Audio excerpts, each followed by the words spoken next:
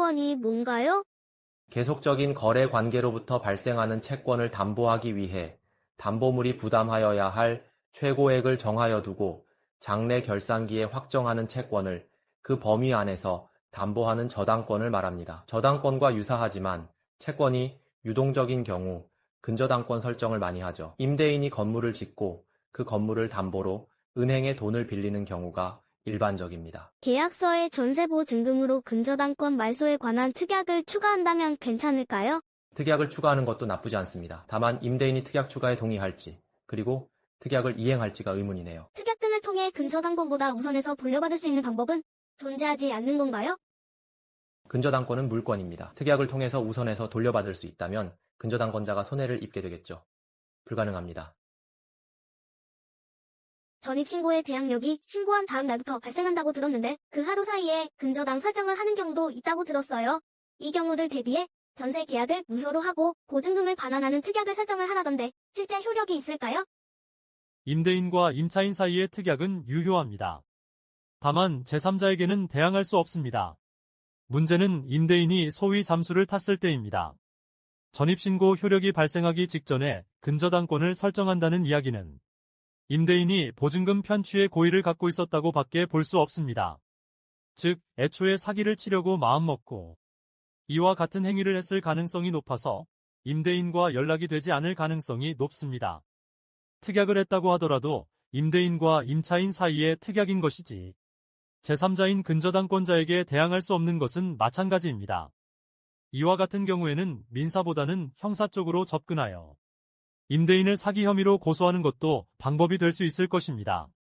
임대인이 진짜 집주인인지 확인하자. 계약 체결 시 나온 사람과 등기상 임대인이 다른 경우가 있기 때문에 계약 체결 시 임대인의 신분증을 확인하는 것은 매우 중요합니다. 추가로 임대인의 신분 확인과 함께 임대인에게 체납 사실이 없는지 확인하는 것도 필요한데 공인중개사를 통해 임대인의 동의를 받아 체납 사실을 확인하는 것도 안전한 거래를 위해 도움이 될 것입니다. 확정일자는 최대한 빨리 받자. 주민등록과 확정일자는 우선 변제권과 대항력이 있어 경매 시 후순위권자에 우선하여 전세보증금을 받을 수 있습니다. 참고로 확정일자는 계약금 입금만으로도 가능하므로 계약서 작성 후에는 즉시 가까운 주민센터에 방문하거나 인터넷 등기소에서 확정일자를 받아야 합니다.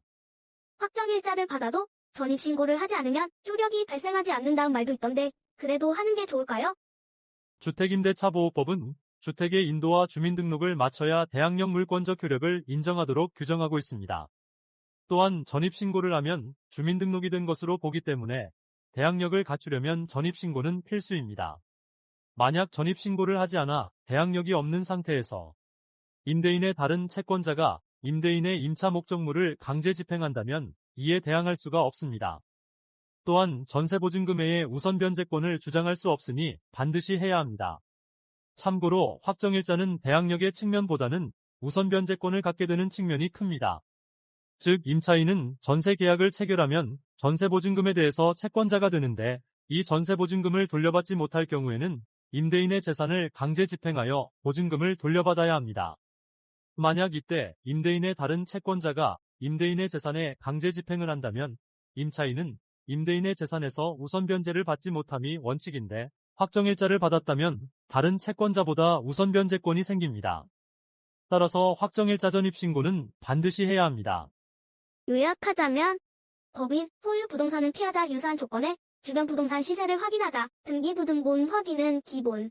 임대인이 진짜 집주인인지 확인하자. 임대인인 세금 납부 상태를 확인하자. 확정일자는 최대한 빨리 받자. 전세 보증보험에 가입하자. 전세 사기에 작은 도움이 되었기를 바라며 계약 전 이 사항들을 꼭 확인하시고 안전하게 계약하시기를 바랍니다. 감사합니다. 구독과 좋아요 부탁드립니다.